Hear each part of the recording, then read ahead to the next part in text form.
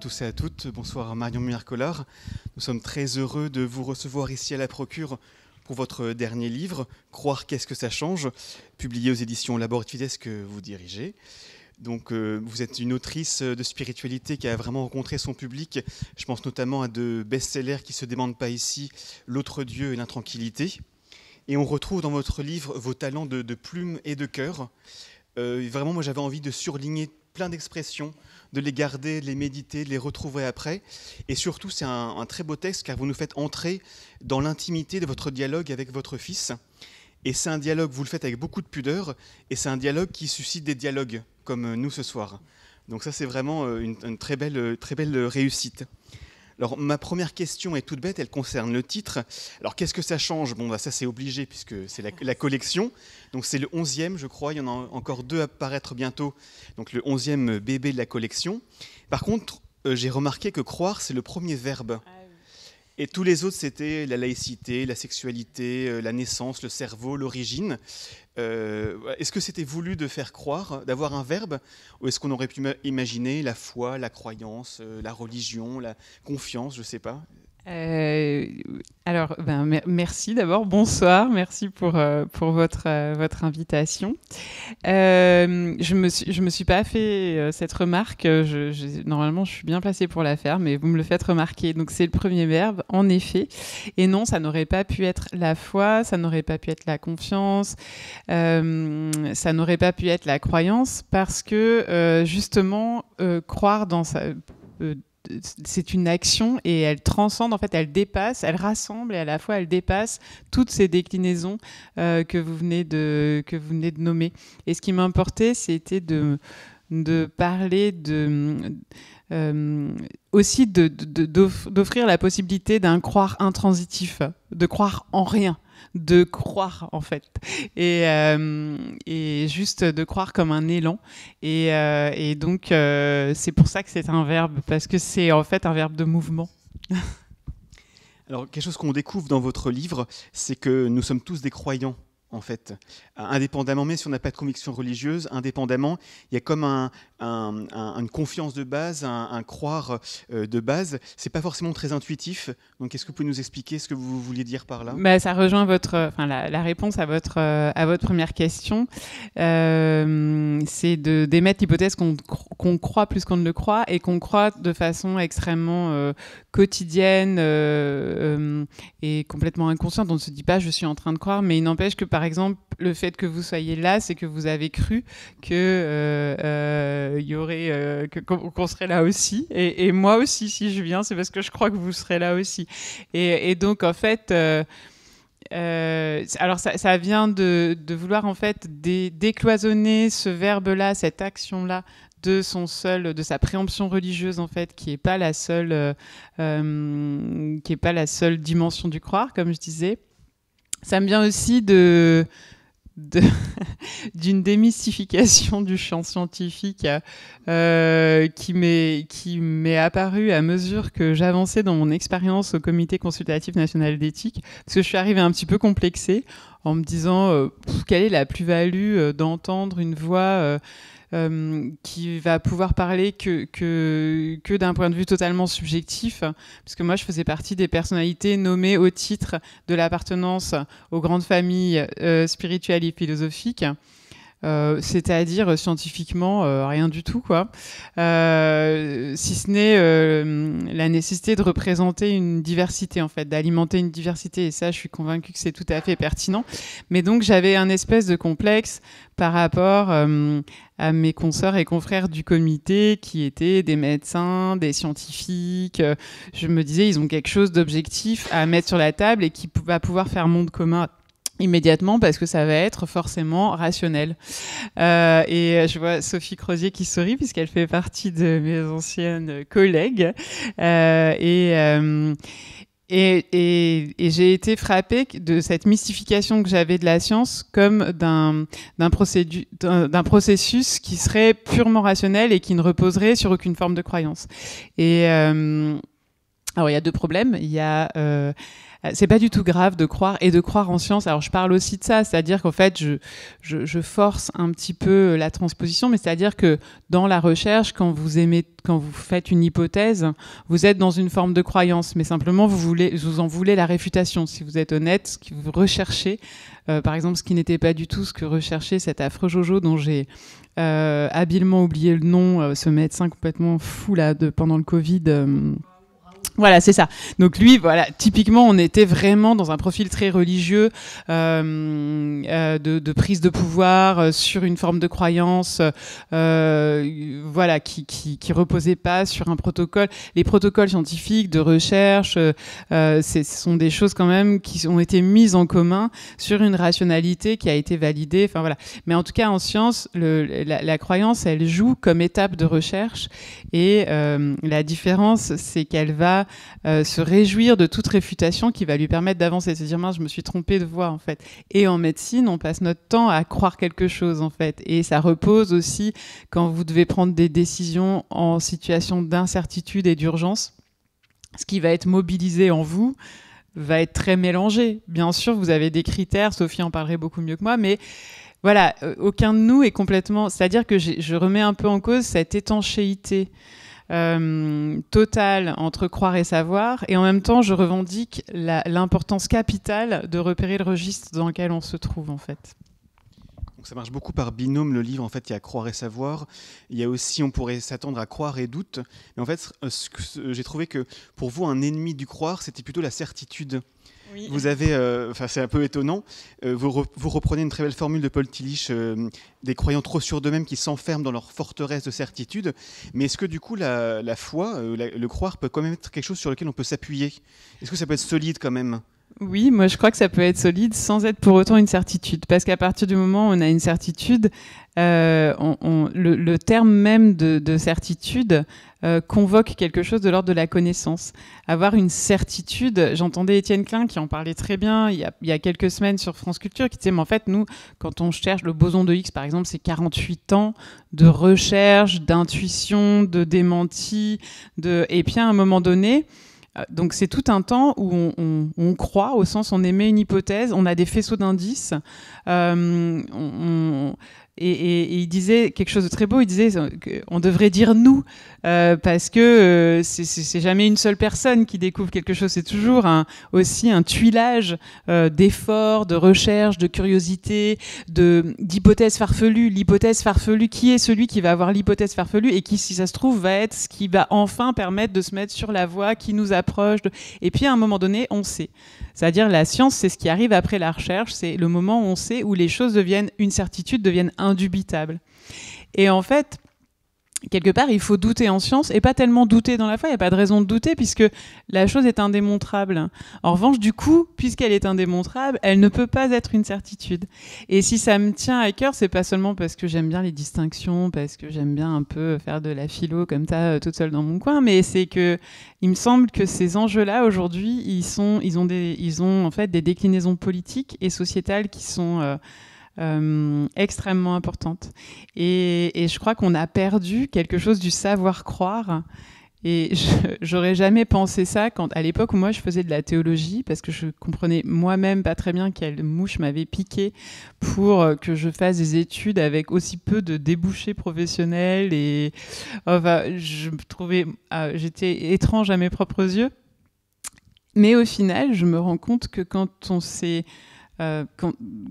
soumis à la discipline théologique, on a développé un savoir-croire qui fait défaut, en fait, à beaucoup de nos contemporains qui croient savoir alors qu'ils sont dans la croyance sur des choses complètement moi, je suis fascinée d'entendre les gens me parler des ondes. Je dis, mais c'est quoi? De quoi tu parles? Bah si, tu sais, les ondes, on en parle beaucoup. On, c'est qui? C'est quoi? De quoi? C'est comment tu te représentes le truc? Et voilà, déjà, ceux qui ont la prudence d'en parler un peu au conditionnel, ça serait peut-être, voilà. Donc là, ça devient un petit peu plus intéressant. Mais en fait, je pense qu'on est tous bardés de de croyances qu'on suppose parce qu'on les a entendues une fois, parce qu'elles ont été partagées par quelqu'un, voilà, on va donner crédit. C'est cette phrase merveilleuse de William James qui dit « la vérité vit à crédit ». Et heureusement, la vérité doit vivre à crédit, elle ne peut vivre qu'à crédit. Mais alors là, disons que le crédit devient vraiment un endettement un peu lourd aujourd'hui, parce que on fait facilement crédit à un truc qu'on a vu une fois sur les réseaux sociaux, et donc se croire savoir est très inquiétant et finalement révèle un déficit de savoir croire et de savoir dans quel registre on se situe à quel moment. Moi, je suis chrétienne, je crois un truc complètement incroyable. Je vais pas me battre pour essayer de convaincre qui que ce soit que si vraiment cet homme est mort et est ressuscité. Je peux dire c'est ce que je crois, c'est ma foi, elle s'inscrit dans une histoire, je peux en rendre compte. Et en même temps, je ne peux pas en rendre compte au titre de la raison. Et donc, j'ai un espèce de savoir-croire assez tranquille. Et ce qui m'inquiète, c'est quand l'autre en face de moi ne se rend pas compte que lui aussi est dans la croyance. Et je suis dans un environnement où cette question revient très souvent et où j'avais une petite envie de mise au point par rapport à ça. Quand on me dit que moi, parce que je suis croyante, je suis irrationnelle, alors d'abord, oui, ma croyance est irrationnelle par définition, sinon c'est pas une croyance. Et que soi-même, à la fin de la discussion, on m'explique que parce que, voilà, les gens qui disent ça sont aussi ceux qui sont capables de dire mais si, je te jure, ma grand-mère, en fait, je sais que quand j'ai pris telle décision du ciel, elle m'a inspiré, tout ça. Pourquoi pas, hein, moi, c'est pas moi que ça va choquer, mais je comprends pas que du coup, on me fasse un procès d'irrationalité, en fait, mais c'est ok. Et justement, vous avez une très belle expression qui est, parce que c'est vraiment un manuel de savoir-croire que vous nous offrez, un art de croire dans ce petit livre. Vous avez, gainer et assouplir son art de croire. Et donc justement, qu'est-ce qu'on peut conseiller comme exercice c'est un peu une coach dans ce domaine-là. Qu'est-ce qu'on peut conseiller justement Fanny, je vais faire une petite vidéo YouTube. Ouais, ça me ressemble complètement. Confronté justement à ce genre de personnes, de discussions, comment on peut assouplir et gainer son savoir-croire, son art de croire. Eh bien, ce que je trouve difficile, c'est justement qu'aujourd'hui, on est dans une période, j'en parlais hier avec Vincent Génin, qui signe son texte sur la laïcité, et le constat qu'il fait dans la laïcité, qu'est-ce que ça change ? C'est en fait... qu'est-ce que ça a changé et que ça n'aurait pas dû changer ? Qu'est-ce que la laïcité a changé malgré l'histoire ? Et c'est quelque chose qui commence à devenir très inquiétant, une inquiétude en fait dans le milieu universitaire ou intellectuel, c'est la coupure de l'histoire. C'est comme si l'histoire s'était arrêtée et qu'on assiste à des néos plein de choses, du néo-religieux. Et il y a un espèce de mouvement anhistorique qui, je dirais que pour moi, se gainer, et c'est vrai aujourd'hui politiquement, c'est revenir à l'histoire. C'est aller chercher dans l'épaisseur du temps tout ce qui a déjà été, peut-être pas tout, on peut pas être exhaustif, mais en tout cas, quel est le fil ? Comment ça se fait qu'à un moment donné, alors on a commencé à croire ça, c'est absolument impossible peut-être que le fait archéologique, le premier qui nous indique quelque chose de la croyance, c'est le moment où l'humanité commence à mettre des objets dans les tombes. Et puis on suppose aussi on s'imagine facilement, mais parce que moi j'ai une imagination un petit peu débordante, mais je suppose que cette histoire du feu qui apparaît, cet orage qui gronde, je veux bien croire que pour remplir le vide de connaissances qui était celui des hommes et des femmes des cavernes, il y a eu des hypothèses totalement déjà pré-religieuses qui se sont constituées. Mais c'est vrai que si on se prend comme une génération spontanée, alors on redémarre à zéro dans des archaïsmes qui me paraissent stupéfiants. Et c'est ce dont jouent aujourd'hui les mouvements fondamentalistes. Pour moi, c'est toujours intriguant de me dire, mais est-ce que ceux qui sont devant les établissements scolaires aux États-Unis avec des bibles en disant n'écoute pas ce que le prof de sciences va te dire, la vérité est là, le monde a été créé en 7 jours, déjà, qu'est-ce que ça veut dire ?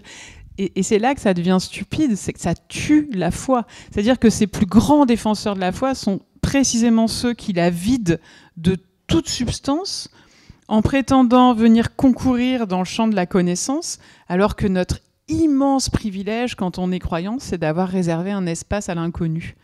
Quelqu'un me disait hier, finalement, l'Eucharistie, c'est la célébration répétée de l'inconnu.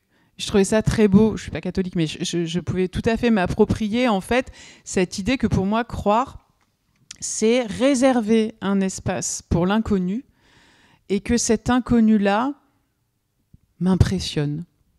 Je ne peux pas le charger, je le charge forcément, on a tous nos projections et je le remplis aussi de ce que les autres remplissent. J'aime bien le nous d'Étienne Klein, mais je peux aussi me l'approprier. Moi, je ne crois pas toute seule. Il m'arrive de dire au nom de ma foi des choses que je trouve parfaitement aberrantes, mais je les répète volontiers parce que ça fait 2000 ans qu'on les répète. Et d'ailleurs, j'ai trouvé très difficile de changer de notre père, là, ça me casse les pieds, cette histoire, parce que oui, c'est mieux formulé, mais si on commence à faire ça, il faudrait changer quand même énormément de choses, donc ne nous soumets pas à la tentation, ne nous laisse pas entrer en... C'est vrai que théologiquement, la nuance est importante, on peut l'entendre, on peut la justifier, mais si on va par là, on n'en finira jamais, et c'est juste, en fait, qu'on marmonne ça, et me dire, moi qui étais aumônier d'hôpital, d'avoir vu des gens mourir pour qui c'était les dernières paroles, me dire que ça fait quand même...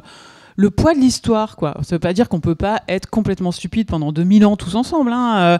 Mais je veux dire quand même, quand on fait une erreur majeure, injustifiable, qui n'a aucun sens, je crois pas qu'il y aurait autant de livres dans cette... On n'est pas maso quand même, on n'a pas tant que ça à perdre. Donc si le truc ne contenait pas une part de ferment de quelque chose, ne serait-ce que ce ferment de l'inconnu, et que ça change quelque chose dans nos vies, de réserver un espace pour l'inconnu ou d'être tout le temps en quête de plus de connaissances, ça change vraiment quelque chose. Et donc voilà, il n'y aurait pas tous ces livres qui s'approchent en fait de cette limite de ce qu'il est possible de connaître. Qu'est-ce qu'on fait avec cette limite de ce qu'il est possible de connaître ? C'est ça la question en fait. Alors justement, l'expression parfaitement inconnue, ça vient de Sylvie Germain. Et dans votre livre, on retrouve un peu tous vos compagnons de lecture et de route. Il y a Hannah Arendt, il y a Paul Tillich, on en parlait. Il y a aussi, j'en ai noté plein d'autres, même le cardinal Vesco, Michel de Certeau, Céline.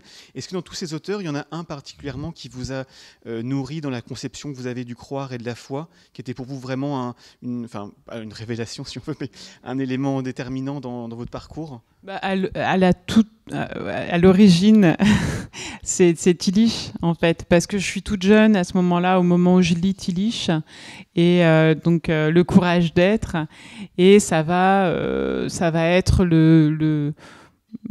pas le point de départ, parce que comme toute lecture, les lectures qui nous marquent, c'est celles qui révèlent quelque chose qu'on a déjà en soi, c'est pas celles qui tout à coup nous apprennent quelque chose auquel on n'avait jamais pensé. Enfin, ça peut arriver aussi, mais en tout cas, c'est plutôt quelque chose de...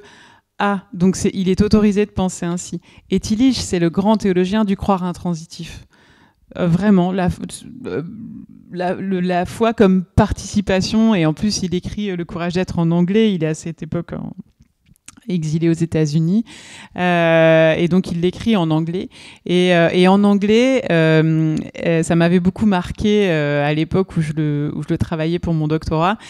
C'est participate in, en fait, c'est que participer, c'est déjà être dedans, alors que nous on dit participer à, c'est un chemin, les deux sont beaux, hein, ça me va, mais j'aime bien que les deux soient possibles, et donc il y a la foi, c'est une œuvre de participation, et pour moi c'est vrai que c'est resté en tout cas une base théologique, et que tout ce que je déploie en fait tourne autour de cette base-là de façon incessante. Je lui dois complètement à lui, dans la rencontre avec le livre de Job, dans la fusion entre ma lecture du livre de Job, ma lecture de Tillich en même temps, ça fonde en fait ce que je comprends du croire, ce que je comprends des pathologies religieuses aussi. Et donc cette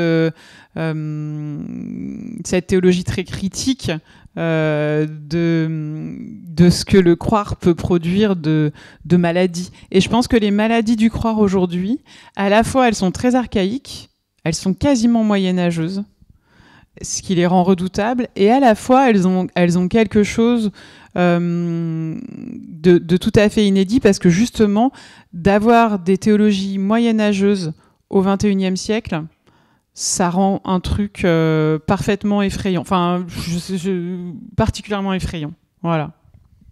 Juste pour rebondir sur ces pathologies du croire, ces régressions aussi, vous parlez, vous avez quand même un regard, j'ai trouvé assez... pas attendri, c'est peut-être excessif, mais un peu nuancé sur le complotisme, parce que vous ne le regardez pas de haut, en surplomb, j'ai trouvé, vous essayez de un peu vous mettre à la place des gens et de pas évidemment d'être contre le complotisme, mais pas de crise, de pas en vouloir aux gens qui tombent dedans en fait. Non, moi je m'en veux à moi en fait, j'en veux à toute la communauté intellectuelle, toute la communauté scientifique. Je parle pendant tout un temps du Covid. En fait, c'est-à-dire que ce qui me paraît problématique avec beaucoup d'intellectuels, avec beaucoup d'hommes et de femmes politiques, également avec beaucoup d'autorités religieuses, c'est que on prend les gens pour des imbéciles et après on dit quand même les gens sont vraiment imbéciles. Bon. C'est même pas de la tendresse, c'est que je trouve logique d'être complotiste aujourd'hui. C'est-à-dire qu'est-ce que vous voulez dans la complexité du monde tel qu'il est, avec l'incompétence crasse de chacun d'entre nous dans la plupart des domaines qui comptent aujourd'hui dans nos vies. Moi, vous me demandez en économie de me prononcer. Enfin, je me souviens, je fais partie des 4% de Français qui a voté Hamon il y a... ça me paraît un autre temps. Et il y avait ce truc-là du revenu universel. Et vraiment, je ne savais pas quoi penser. Et puis, vous écoutez France Culture, vous vous dites, je vais ressortir de la grandie. Et vous avez un débat entre deux économistes qui sont diplômés pareil et qui ont une analyse parfaitement antinomique du truc. Qu'est-ce que vous voulez que moi, à la fin, je me dise je pense quelque chose économiquement du revenu universel. Donc, il va toujours y avoir, à un moment donné, quelque chose de l'ordre de la confiance, du pari, etc. Il me semble que ce qui m'énerve, en fait, c'est quand on montre du doigt les gens qui sombrent dans ce qui pourrait être l'emballement du système immunitaire du doute, quoi. Le complotisme, c'est un peu l'emballement du système immunitaire du doute. C'est-à-dire, vous commencez à douter des choses qui, dans la culture qui est la nôtre, devraient être indubitables. Et par contre, vous êtes sûr des plus grandes inepties que vous avez vues 3 fois circuler sur les réseaux sociaux. Bon, donc on a un problème. On a un problème, mais comment pourrait-il en être autrement ? Après qu'on a jugé absolument inutile d'expliquer aux gens dignement ce qui était en train de se passer, et je reprends l'exemple du Covid, moi ça m'a rendu malade pendant le CCNE, il y avait un truc tout simple à faire, à mon sens, hein. Je dis pas que c'était simple, manifestement c'est pas simple parce qu'on l'a pas fait. Politiquement, on était dans une situation où ce qui s'est passé, c'est qu'effectivement la recherche et la médecine étaient obligées d'avancer en même temps, ce qui était requis par une situation complètement inédite. Et c'était pas très compliqué d'expliquer ça aux gens, a priori. De dire ce vaccin en fait, vous savez, il est travaillé en amont depuis longtemps. Non, on vient pas de le sortir du chapeau là en 2-2 pour maintenant on va prendre une décision en situation d'incertitude. On a des gages, nous ces gages on les connaissait au niveau du CCNE parce qu'évidemment on faisait des auditions, même moi qui n'y connais rien en sciences, j'écoute et je remets ma confiance aussi, justement puisque je suis pas en situation d'avoir les compétences requises pour avoir un avis personnel et éclairé sur tout. Donc forcément, la vérité vite à crédit. Quel crédit je donne à qui pour me fonder, pour pouvoir poser quelque chose lors de la vérité ?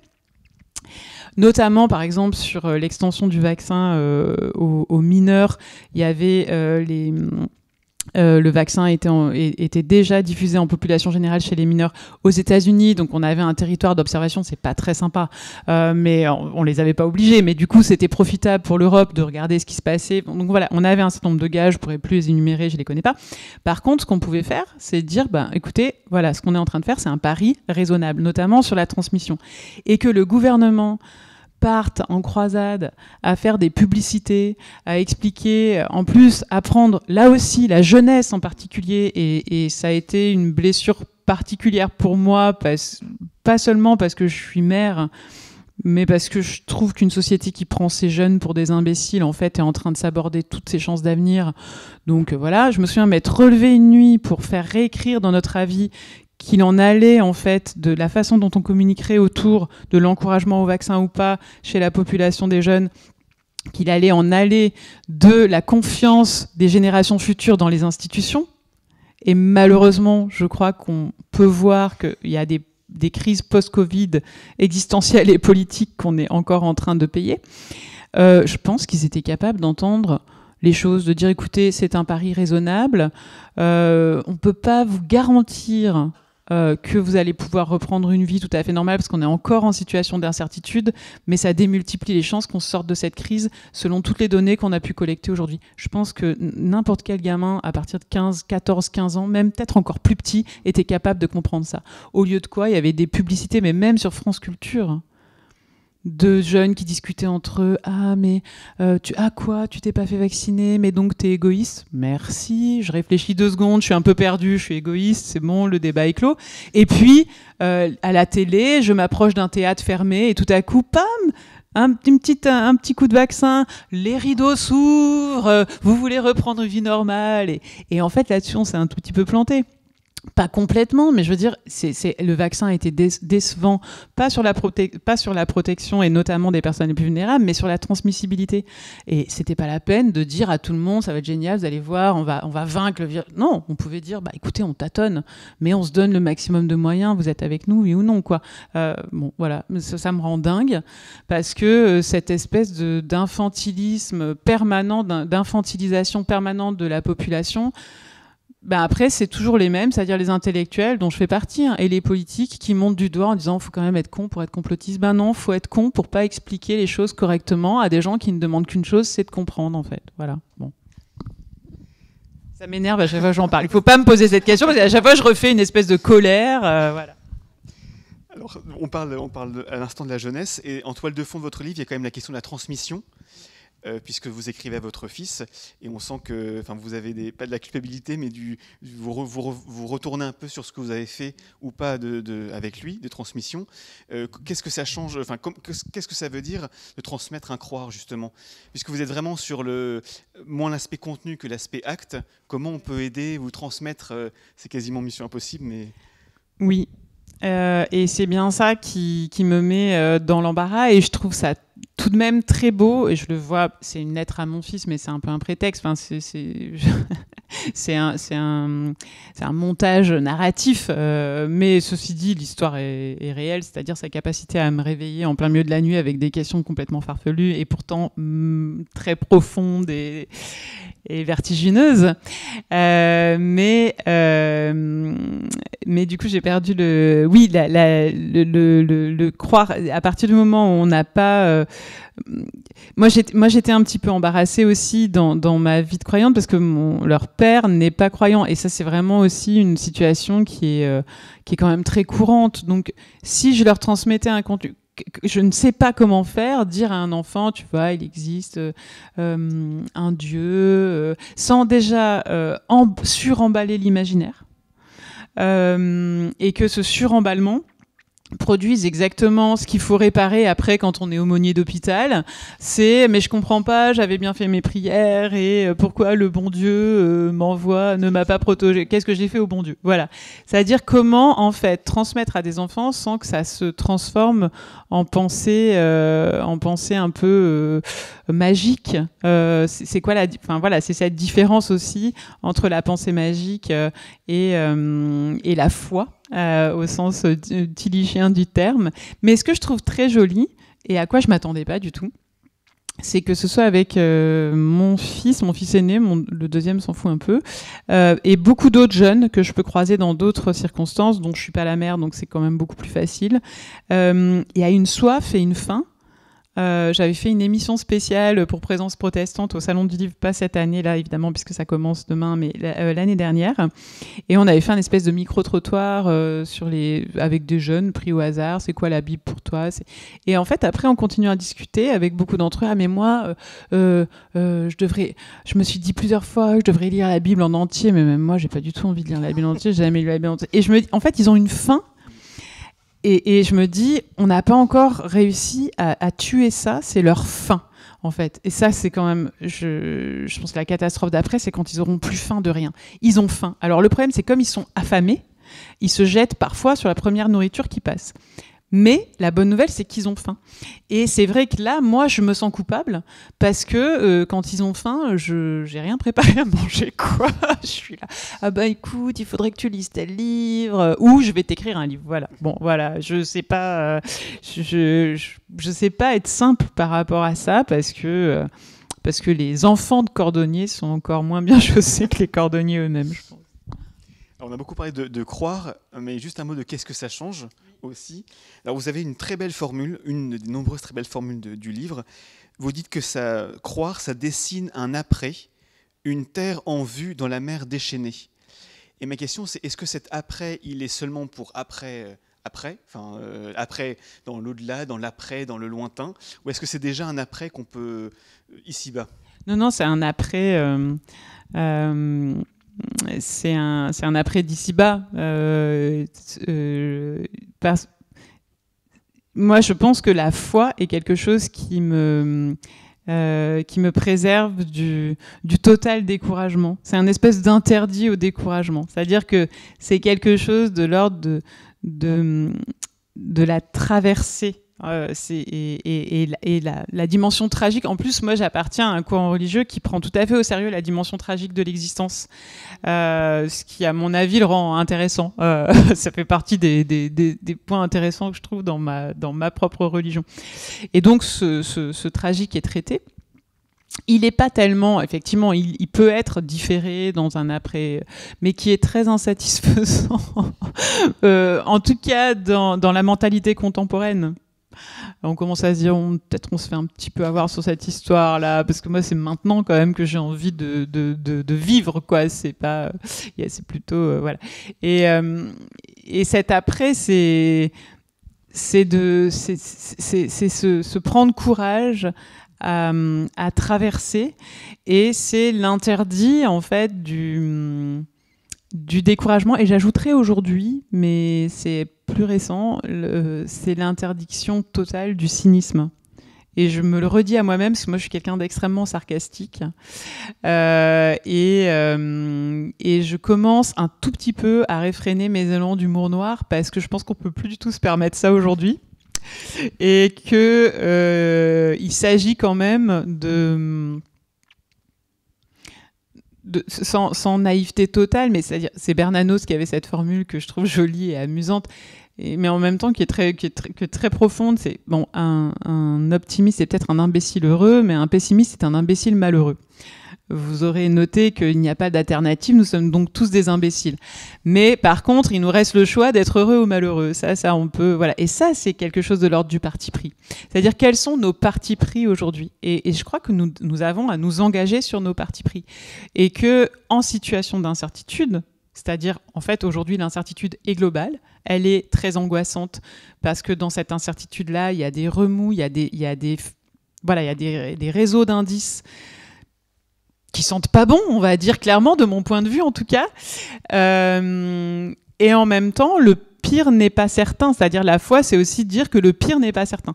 Et c'est ne pas précipiter, ne pas sombrer dans la fascination du malheur et dans sa précipitation par angoisse. Parfois, parce qu'on est angoissé, on va précipiter le malheur aussi.